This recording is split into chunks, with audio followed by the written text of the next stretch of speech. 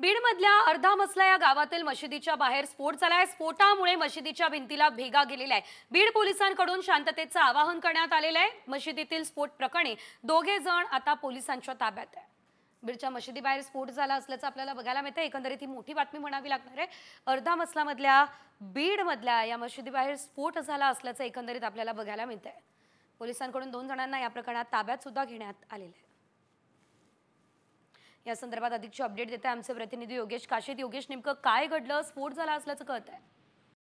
Comscore नुसार आता isakal.com आहे देशातील नंबर 1 ची मराठी न्यूज वेबसाईट। प्रत्येक अपडेटसाठी isakal.com ला नक्की भेट द्या। नक्कीच बीडच्या गेवराई तालुक्यातील अर्धमसला गावात मशिदीमध्ये 2 युवकांकडून स्फोट घडून आणण्यात आला आहे। या प्रकरणाची गंभीर दखल जी आहे पोलिसांनी घेत 2 आरोपींना तात्काळ अटक केलेली आहे। त्यांना तलवाडा पोलीस ठाण्यामध्ये अटक करण्यात आलेली आहे। हा संपूर्ण प्रकार जे आहे ते स्थानिक वादातून घडल्याचं देखील समोर आलं आहे। गेवराई तालुक्यातील अर्धमसला गावातील हा संपूर्ण प्रकार आहे। मात्र जिलेटिनच्या माध्यमातून स्फोट घडून आणण्यात देखील आलेला आहे। या संपूर्ण घटनेने जिल्हाभरामध्ये खळबळ उडवली आहे।